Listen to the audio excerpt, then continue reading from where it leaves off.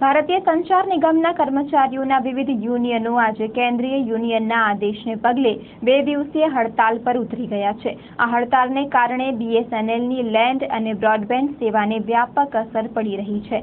અલગ અલગ એમ કુલ મળીને 20 જેટલા પ્રશ્નો લાંબા સમયથી પડતર રહ્યા છે। આ પ્રશ્નોના નિરાકરણ માટે અવારનવાર રજૂઆત કરવા છતાં કોઈ નિરાકરણ ન આવતા આખરે હડતાલનું શસ્ત્ર ઉગામવામાં આવ્યું છે।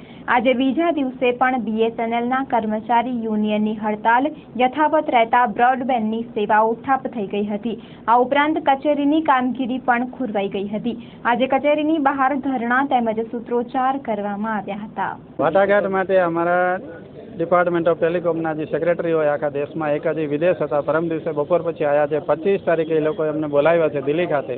હવે એ લોકો શું સમાધાન કરે છે, જો સમાધાન નહીં કરે તો 15 દિવસ પછી અમે અનિશ્ચિત મુદતની હડતાલ માટે આપી દઈશું એલાન।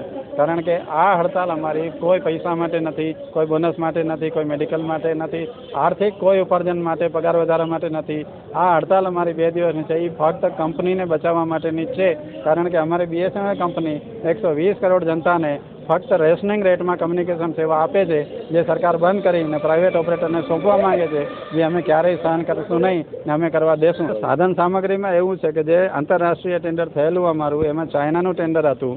એટલે ગવર્મેન્ટ ઓફ ઇન્ડિયાએ એમ કીધું કે ભાઈ રાષ્ટ્રીય સુરક્ષાનો પ્રશ્ન છે, અમે ચાઇનાની ઇક્વિપમેન્ટ અમે લગાવી નથી શકતા અમારા ટાવર ઉપર, જેનાથી અમારી માહિતી લીકેજ થઈ જાય અથવા તો અમારી સુરક્ષાનો પ્રશ્ન છે। પણ સેમ મેટર છે એ જ વસ્તુ પ્રાઇવેટ ઓપરેટર આજે પોતાના એન્ટેના પોતાના ટાવર ઉપર ચાઇનાની ઇક્વિપમેન્ટ લગાડે છે, ત્યારે દેશની સુરક્ષાનો પ્રશ્ન કેમ ગવર્મેન્ટ ઓફ ઇન્ડિયાને નથી સતાવતો? ફક્ત બીએસએનએલના ટેન્ડર માટે જ કેમ સતાવે છે? આજે 3G 4G છે, એના સાધનો જ નથી અમારી પાસે, તો અમે 120 કરોડની જનતાને કઈ રીતે અમે સર્વિસ આપી શકશું? અમારી પાસે ટ્રેન્ડ 2 લાખનો સ્ટાફ છે, અમારી પાસે એક્ઝિક્યુટિવ્સ છે, એન્જિનિયર છે, પણ અમારી પાસે ઉપકરણો જ નથી ને ઉપકરણો ગવર્મેન્ટ ખરીદવા જ નથી દેતી। ટેન્ડર કરીને કેન્સલ કરે છે, ટેન્ડર કરીને કેન્સલ કરે છે। તો આ રીતે બીએસએનએલનો વિકાસ થવા જ નથી દેતી ગવર્મેન્ટ ઓફ ઇન્ડિયા। જેની સામે આ અમારે સૌથી મોટો પ્રોબ્લેમ છે કે અમારા 2 લાખ કર્મચારી સાથે 5 વ્યક્તિ જોડાયેલા છે, 10 લાખ જીવોનો પ્રશ્ન છે। તો આ કંપની નહીં બચે તો પ્રજા બાનમાં આવી જશે, પ્રાઇવેટ ઓપરેટરના એસોસિએશન યુનિયનમાં બ્લેકમેલ થશે, મોં માંગ્યા દામ લેશે ને અમારા 10 લાખ માણસોનું શું થશે? 2 લાખ કર્મચારી પ્લસ એના પરિવારજનો। અમે કોઈ જ આર્થિક માંગણી માટે હડતાલ કરતા નથી। અમારે ફક્ત ને ફક્ત અમારી બીએસએનએલ કંપનીનું ખાનગીકરણ ન થવું જોઈએ, એના શેર બહાર ન પડવા જોઈએ, ડિસઇન્વેસ્ટમેન્ટ ન થવું જોઈએ। ફરીથી 84થી રિક્રુટમેન્ટ બંધ છે, રિક્રુટમેન્ટ ચાલુ થવી જોઈએ, અધિકારીઓની ભરતી થવી જોઈએ, વર્ગ 3-4ની ભરતી થવી જોઈએ।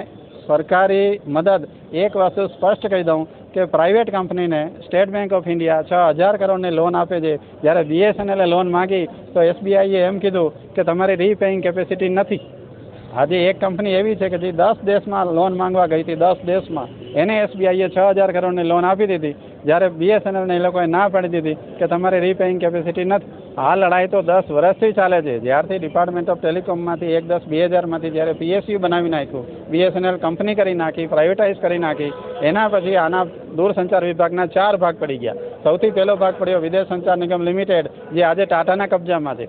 પછી એમટીએનએલ પડી ગયું, એ ખોટમાં જતું રહ્યું। પછી ત્રીજો ભાગ અમારો છે બીએસએનએલ। હવે એ લોકો બીએસએનએલના 2 ભાગ કરીને બ્રોડબેન્ડ નિગમ લિમિટેડ કરવા માંગે છે, જે ફક્ત ઓફિસરોને એક્ઝિક્યુટિવ્સને ઇન્વોલ્વ કરવા માટે, ઇન્ક્લુડ કરવા માટે, એડજસ્ટ કરવા માંગે છે। વર્ગ 3 ને 4 બાબતમાં એ લોકોએ કોઈ જ વ્યવસ્થા કરી નથી અમારા માટે। ડિફેન્સમાં પોસિબલ જ નથી પ્રાઇવેટ, એ લોકો શેર બહાર પાડવા માંગે છે। શેર પછી એ લોકો 51% શેર પ્રાઇવેટ પાર્ટીના હાથમાં આપી દેવા માંગે છે। એ તો બધી રચેલી માયા છે, પણ એ વસ્તુ ક્યારે શક્ય જ નહીં થાય જ્યાં સુધી અમારી યુનિટી સ્ટ્રેન્થ છે, અમારી વર્કફોર્સ છે, અમારા માણસો મજબૂત છે, અમારા ઓફિસરો મજબૂત છે, ત્યાં સુધી એ વસ્તુ પોસિબલ થવાની જ નથી।